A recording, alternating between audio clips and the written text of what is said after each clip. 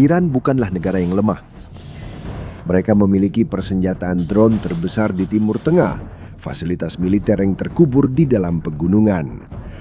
Strategi perang yang berhasil menghadapi musuh kuat selama bertahun-tahun. Namun, dalam waktu kurang dari 2 minggu, 70% peluncur misil mereka lenyap. Lebih dari 100 kapal hancur atau rusak. Penguasaan total atas langit. Tapi sebenarnya, bagaimana semua itu bisa terjadi? Jawabannya tidak sesederhana itu.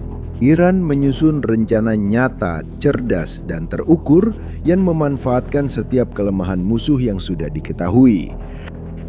Tapi yang tidak mereka ketahui adalah selama beberapa dekade saat mereka menyusun rencana itu, Amerika Serikat sedang mengembangkan respons untuk ancaman seperti ini.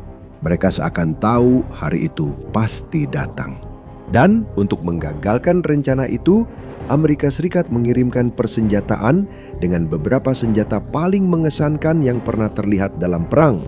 Senjata yang belum pernah digunakan dalam pertempuran sebelumnya. Salah satunya, kita tidak tahu itu apa. Agar kamu mengerti apa yang dilakukan Amerika Serikat, kamu harus terlebih dahulu memahami apa yang coba dilakukan Iran. Lihat. Iran sejak awal tahu jika perang langsung melawan Amerika Serikat, mereka pasti kalah tanpa debat. Anggaran militer Amerika hampir 40 kali lebih besar. Teknologi mereka puluhan tahun lebih maju, pesawat, rudal, dan kapal mereka tak tertandingi. Jadi Iran tidak bersaing dalam permainan itu, melainkan menciptakan permainan baru dengan logika yang hampir brutal. Dalam kesederhanaannya, drone khas Iran seperti Shahed harganya 20 hingga 50 ribu dolar, setara harga mobil populer. Namun, misil Patriot yang dipakai AS Serikat untuk menembaknya jatuh, harganya 3-4 juta dolar. Iran mengirim 100 drone, Amerika Serikat menembak jatuh semuanya. Iran menghabiskan 5 juta, Amerika Serikat menghabiskan 300 juta. Siapa yang menang dalam pertukaran ini? Logika ini telah berhasil melawan Arab Saudi, melawan Israel, melawan kapal-kapal di Laut Merah. Iran bertaruh pada strategi pengurasan, memaksa musuh untuk mengeluarkan biaya jauh lebih besar daripada mereka sendiri adalah sebuah taruhan yang pada awalnya tampak cerdas, sampai Amerika Serikat memberikan jawabannya. Namanya Helios. Helios adalah sistem laser yang dipasang langsung di kapal perusak Angkatan Laut Amerika. Helios menembakkan berkas energi terfokus yang memanaskan drone hingga menghancurkan strukturnya dalam hitungan detik. Drone itu hilang tiba-tiba tanpa suara atau ledakan. Tapi bagian yang mengubah segalanya bukanlah teknologinya, melainkan biayanya. Setiap tembakan Helios hanya menghabiskan beberapa sen secara harfiah. Biayanya pada dasarnya hanya listrik, sama seperti biaya membiarkan lampu menyala selama beberapa jam. Iran telah meluncurkan lebih dari 2.000 drone Shahed sejak awal konflik. Jika Amerika Serikat menembak jatuh setiap drone itu dengan Patriot, mereka akan menghabiskan lebih dari 6 miliar dolar. Hanya untuk drone saja, dengan sistem laser seperti Helios, biaya itu turun secara dramatis. Logika ekonomi Iran tiba-tiba tidak lagi berfungsi. Tetapi Iran punya lapisan kedua dalam taruhan ini, jumlah.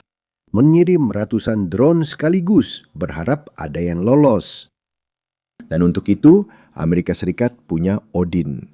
Odin tidak menghancurkan drone, tapi membutakannya. Ini adalah laser berdaya rendah yang membakar sensor optik drone, kamera, dan sistem navigasi visualnya. Drone-nya tetap terbang, tapi sudah tidak bisa melihat apa-apa lagi dan akhirnya jatuh. 8 kapal Amerika sudah dipasangi Odin. Itulah sistem yang diidentifikasi analis dalam gambar kapal perusak yang beroperasi dekat Iran selama konflik. Helios menangani ancaman individu, sedangkan Odin menghadapi serangan massal. Namun respon ketiga terhadap drone justru yang paling ironis. Namanya Lucas, drone bunuh diri Amerika yang sekali menyerang langsung meledak di target. Harganya sekitar $35.000. Jika ini terdengar familiar, itu karena memang begitu. Lucas langsung dimodelkan berdasarkan konsep Shahed dari Iran. Logika yang sama, konsep yang sama, harganya pun hampir sama.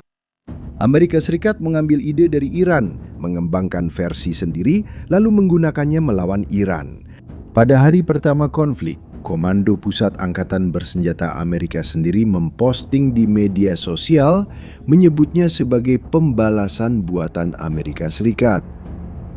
Pikirkan tentang itu. Iran menghabiskan bertahun-tahun mengembangkan Shahed sebagai keunggulan besar mereka, dan Amerika Serikat membalas dengan menggunakan logika yang persis sama. Ide apapun yang kamu gunakan melawan kami, akan kami gunakan juga melawanmu. Menariknya, drone itu dimodelkan berdasarkan tiruan drone Iran, yaitu drone kamikaze Shahed 136. Shahed benar-benar menjadi favorit di antara orang Iran. Dan ketika salah satu drone itu ditangkap oleh pasukan Amerika Serikat, mereka membawanya kepada para insinyur dan berkata, buatlah salinannya, dan bahkan lebih baik lagi. 3 jawaban, 3 lapisan. Respons drone itu telah sangat dilemahkan, tetapi taruhan kedua Iran berbeda, lebih tua, dan selama beberapa dekade tampak benar-benar tak terkalahkan. Iran telah menghabiskan bertahun-tahun memindahkan fasilitas terpentingnya, gudang rudal, pusat penelitian nuklir, laboratorium militer ke dalam pegunungan, terkubur di bawah beton. Di dalam batu, pada kedalaman tak terjangkau bom konvensional manapun. Fordal, fasilitas nuklir utama Iran, berada begitu dalam di dalam sebuah gunung, sehingga para ahli barat selama bertahun-tahun mengatakan bahwa tempat itu hampir tidak bisa dihancurkan. Bukan soal kurang kemauan, tapi kurang kemampuan teknis. Jika tidak bisa menghancurkan, Anda tak akan menang sampai Amerika Serikat memberi jawaban. Namanya adalah MOP, Massive Ordnance Penetrator. MOP memiliki berat 13 ton, seberat 2 ekor gajah dewasa, panjangnya 6 meter, dan dirancang dengan satu tujuan, menembus apa yang seharusnya tidak bisa ditembus.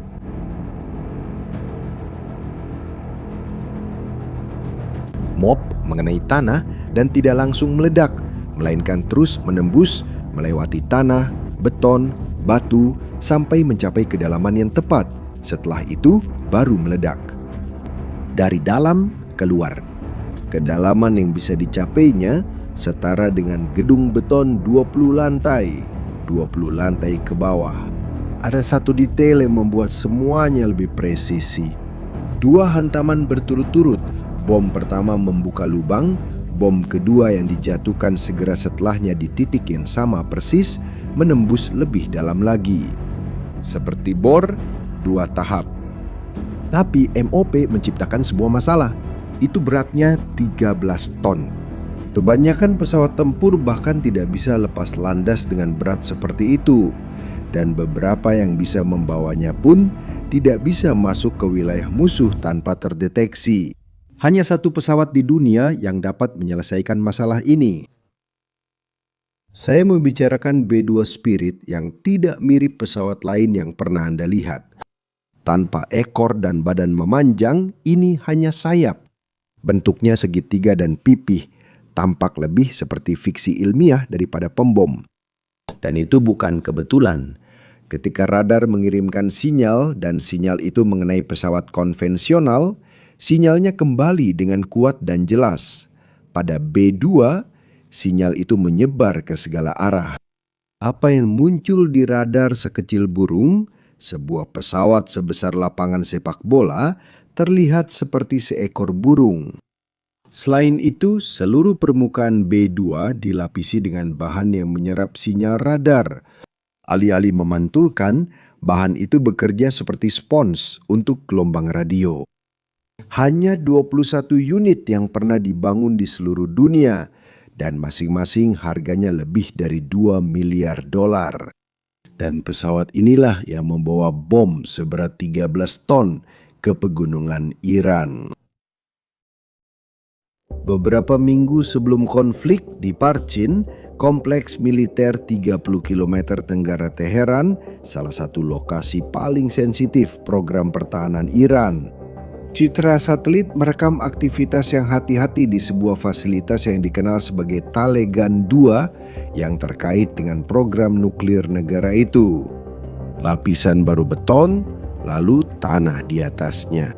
Siapapun yang mengawasi pekerjaan ini kemungkinan besar pulang ke rumah dengan merasa telah melindungi sesuatu yang penting. 3 minggu kemudian, citra satelit menunjukkan 3 titik dampak yang tepat di permukaan fasilitas tersebut. Iran telah menghabiskan bertahun-tahun membangun kedalaman. Amerika Serikat datang dengan satu-satunya senjata di dunia yang dirancang untuk membuat kedalaman itu menjadi tidak relevan. Dan selama misi-misi inilah sesuatu menarik perhatian para analis di seluruh dunia. Dalam gambar-gambar pada hari pertama serangan, sebuah rudal Tomahawk tampak sepenuhnya hitam, sementara yang lainnya berwarna abu-abu. Yang satu ini berbeda, tidak ada seorang pun di pemerintahan yang menjelaskan apa itu. Para analis menduga itu adalah versi yang belum pernah diungkapkan, dengan permukaan yang dapat menyerap sinyal radar seperti B-2. Dan berbeda dengan Tomahawk sebelumnya, versi ini kemungkinan bisa diarahkan ulang ke target baru selama penerbangan secara real time.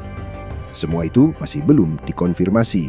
Senjata itu terungkap sendiri saat direkam, dan sampai sekarang pemerintah Amerika belum mengatakan apa-apa tentangnya.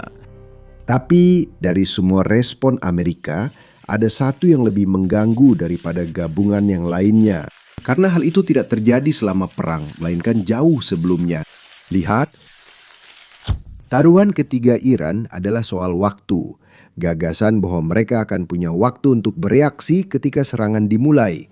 Bahwa radar mereka akan berfungsi, bahwa mereka bisa mengordinasikan respons. Ini mungkin adalah taruhan yang paling keliru dari semuanya. Saat rudal diluncurkan pada 28 Februari 2026, Iran telah beroperasi dalam kegelapan selama berminggu-minggu. Sebelum ada pengeboman, sebelum ada rudal, 2 unit khusus dari Angkatan Bersenjata Amerika sudah bergerak. Cyber Command, divisi yang bertanggung jawab atas operasi perang cyber Amerika Serikat, dan Space Force, cabang militer yang didedikasikan untuk operasi di luar angkasa. Jenderal Dan Kane, Kepala Staf Amerika, secara terbuka mengonfirmasi bahwa kedua unit ini adalah yang pertama bertindak. Dalam kata-katanya, operasi ruang angkasa dan siber membuat lawan tidak mampu melihat, berkoordinasi, atau merespons dengan efektif. Bagaimana sebenarnya hal itu dilakukan? Sebagian jawabannya ada ratusan kilometer di atas kita. Space Force mengoperasikan satelit di orbit di atas Timur Tengah 24 jam sehari. Satelit-satelit itu tidak mengambil foto tetapi mendeteksi panas. Rudal balistik menghasilkan panas yang luar biasa dalam hitungan detik setelah diluncurkan, yang diidentifikasi satelit hampir seketika. Iran menembakkan sebuah rudal dari truk peluncur di jalanan sepi. Dalam beberapa detik, satelit mendeteksi panas dan menghitung posisi peluncurnya. Informasi ini sampai ke pasukan Amerika di wilayah tersebut. Menurut Presiden Trump sendiri, waktu respon mencapai 4 menit antara peluncuran dan serangan balasan. Tapi Space Force tidak bekerja sendirian. Cyber Command bertindak secara paralel, memutus komunikasi militer Iran, memblokir radar, dan mencegah berbagai unit Iran untuk saling berkomunikasi. Dan itu berhasil melampaui yang Anda bayangkan. Beberapa minggu sebelum konflik, peretas membobol siaran satelit Iran.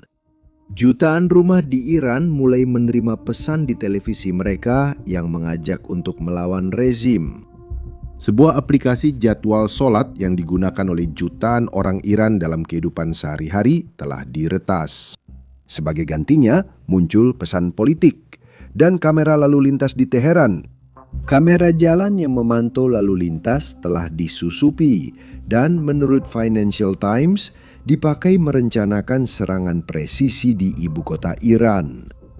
Pada hari serangan itu, radar Iran diblokir secara elektronik dan komunikasi militer terputus. Iran tidak bisa mengordinasikan pertahanan karena mereka tidak bisa berkomunikasi dengan sistem mereka sendiri. Seperti yang Anda lihat, Iran mencoba bermain catur tingkat tinggi dengan Amerika Serikat. Namun, bidak-bidak di sisi lain papan catur tidak seperti yang mereka harapkan. Selama beberapa dekade, perang berarti tank, pesawat, dan tentara. Amerika Serikat telah menunjukkan perang kini memiliki makna baru. Kita sedang melihatnya terjadi secara langsung dalam sesuatu yang tak terduga seperti aplikasi doa yang menampilkan pesan yang salah. Sekarang saya ingin tahu pendapat Anda. Dari 3 respons Amerika, mana yang menurut Anda paling mengesankan? Tulis komentarmu di bawah ini. Jika video ini membantumu memahami situasi Timur Tengah, bagikan ke orang yang ingin tahu juga. Jika belum berlangganan, silakan berlangganan kanal ini. Masih banyak yang akan datang. Sampai jumpa di video selanjutnya.